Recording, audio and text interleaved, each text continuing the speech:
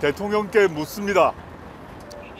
존경하는 국민 여러분, 저는 어제 서울광장에서 1년 넘게 천막 농성을 하고 있는 이태원 참사 유가족을 뵙고 왔습니다. 세월호가 그랬듯이 이태원도 어느새 우리의 기억 속에서 멀어져 가고 있습니다. 유가족들이 서운한 건 우리의 망각이 아니었습니다. 생때 같은 자식을 잃은 유가족들이 바라는 건 정부가 단 한 번이라도 자신들의 목소리에 귀 기울여 달라는 것, 왜 자식들이 죽어야 했는지 진상을 밝혀달라는 것이었습니다. 참담합니다. 분노가 치밀어 오릅니다. 대다수 국민들 목소리는 외면한 채 혼자 하고 싶은 얘기만 하는 대통령, 오직 30%만 바라보고 국정을 운영하는 대통령, 입으로는 공정과 상식을 외치면서 몸으로는 불공정과 몰상식을 실천하는 대통령 내외는 언제까지 귀를 막고 국민의 입을 틀어막을 생각입니까? 대통령 거부권은 대통령 가족의 비리 의혹을 덮기 위한 방패막이로 전락했습니다. 이태원 참사 진상 규명을 위한 특별법은 대통령에 의해 거부되었고, 대통령실의 외압 정황이 드러난 최수근 해병 사망 사건은 또 다른 해병을 희생양으로 만들고 있습니다. 총칼로 정권을 찬탈한 군사 정권 때보다 더한 무도함과 그보다 더한 무능함으로 국민들은 실망하고 있습니다. 어린아이들에게조차 놀림거리가 되고 있는 이 수준 이하의 정권에 대해 이번 총선에서 반드시 국민적 심판이 이루어져야 합니다. 그래야 대한민국이 살아남을 수 있습니다. 윤석열 대통령에게 5가지를 묻습니다. 첫째, 이태원 참사 유가족이 있는 천막을 한 번만이라도 찾아갈 용의는 없습니까? 지금껏 정부 관계자 누구 하나 찾아온 적이 없다고 합니다. 오로지 유가족들의 피눈물 나는 호소를 정치적 공세라고 치부하거나 자식 목숨 팔아서 돈벌이 하려고 한다 라는 악랄한 언론 프레이만 하고 있습니다. 대통령이 위로 방문을 하면 이러한 야비하고 저열한 2차 가해가 중단될 것입니다. 천막을 찾아 그분들의 이야기를 들으십시오. 그분들의 눈물을 닦아드리고 손을 잡아주십시오. 둘째, 해병 사망 사건 수사 외압 정황에 대한 입장을 밝히길 바랍니다. 최근 군인권센터에 따르면 해병대 사령관과 국방부 장관이 주고받은 문자를 통해 윤석열 대통령과 대통령실이 수사 초기부터 고 최수근 상병 유가족 동향을 보고받은 것이 드러났습니다. 어제는 군인권센터가 대통령실 외압을 폭로한 박정훈 대령을 수사하고 기소한 국방부 검찰단 관계자들을 공수처에 고발했습니다. 이들이 대통령실과 해병대 사령관의 통화 사실을 알고도 제대로 수사하지 않았다는 이유입니다. 대통령실과 국방부가 총체적으로 진실을 은폐하고 있는 것입니다. 권력자와 권력기관의 수사 개입은 명백한 위법이고 중대한 범죄 행위입니다. 대통령의 개입이 확인되면 탄핵 사유가 되니 은폐하고 있는 것은 아닙니까? 셋째, 아직도 고발 사주 사건이 정치 공작입니까? 고발 사주 의혹의 핵심인 손준성 전 대검 수사정보정책관은 최근 법원에서 유죄가 인정되어 실형을 선고받았습니다.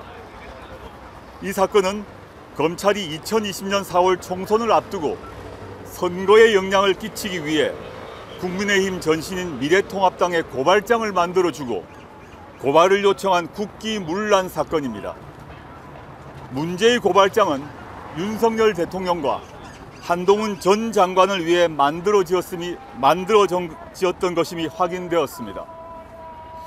재판부는 당시 윤석열 검찰총장의 최측근이었던 손준성 검사가 선거에 영향을 미치려고 시도하거나 그 시도에 협조하는 과정에서 범행을 저질렀다며 검사가 지켜야 할 핵심 가치인 정치적 중립을 정면으로 위반해 검찰권을 남용해 사안이 엄중하고 그 죄책 또한 무겁다고 강하게 질책했습니다. 검찰총장의 눈과 귀인 대검의 핵심 참모가 검찰총장과 교감 없이 독자적으로 벌인 범행이라고 믿는 국민은 없습니다. 송 검사는 징계는커녕 재판이 진행 중인 상황에서 검찰의 꽃이라는 검사장으로 보훈 승진까지 했습니다. 승진을 통하여 입을 막으려고 했던 것은 아닙니까? 윤석열 대통령은 후보 시절 이 사건을 공작과 선동이다 라고 말했습니다. 고발사주 사건은 검찰이 선거에 개입한 국기문란에 해당하는 중대한 범죄이고 이는 법원 판결에 의해 확인되었습니다. 윤석열 대통령은 이 심각한 범죄에 대해 아직도 정치 공작이라고 생각하십니까? 이 사건으로 대통령 본인이 공수처에 입건되었습니다. 본인의 억울함을 밝히기 위해서라도 공수처 수사를 받을 용의는 없습니까?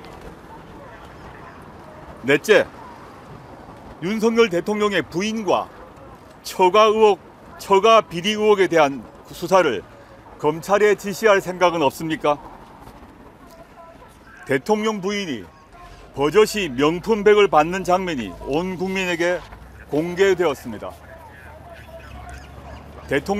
대통령 기록물이니 몰카 공작이니 하는 말도 안 되는 얘기는 그만하십시오. 초등학생도 웃습니다. 억울하면 당당하게 특검법을 수용해 낱낱이 밝히면 될 일을 왜 거부하십니까? 박절하게 대하지 못해 아쉽다 라는 한마디로 넘어가면 대한민국 어느 공무원에게 뇌물을 받지 말라고 할 수 있습니까?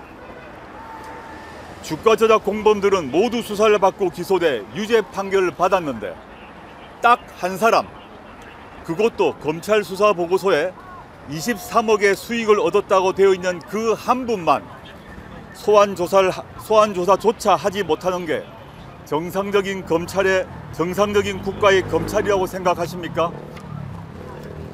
남에게 10원 한 장 피해 준 적 없다 라고 했던 윤석열 대통령의 장모는 검찰의 봐주기 기소에도 불구하고 결국 법정 구속되었습니다. 처가의 범죄를 덮기 위해 국가기관인 검찰 조직이 동원되었습니다. 이게 윤석열식 법치이고 공정입니까? 국회가 의결한 특검법조차 거부해놓고 무슨 염치로 법치를 얘기하고 공정을 입에 올릴 수 있습니까? 양평 고속도로의 노선 변경으로 처가가 엄청난 혜택을 볼 것인데 윤석열 대통령 내외는 왜 침묵하고 있습니까? 대통령은 어떻게 노선이 변경되었는지 엄정하게 수사하라고 지시할 생각은 없습니까? 검찰총장 시절 살아있는 권력 수사를 해야 한다고 자랑하던 모습은 다 어디로 갔습니까? 대통령이 되고 나니 수사기관을 살아있는 권력을 보위하는 도구로 생각하고 있지 않습니까? 다섯째, 검찰총장 시절 눈먼도 쓰듯 했던 특수활동비 사용 내역을 공개할 생각은 없습니까? 어제 언론 보도에 따르면 검찰 수사와 아무 관계없는 전직 대전지검 천안지청 민원실 직원이 검찰총장 특수활동비를 받은 적이 있다고 언론에 제보했습니다. 언론 보도에 따르면 윤석열 대통령은 검찰총장 시 무려 70억 원 가량의 특수활동비를 집행한 것으로 알려졌습니다.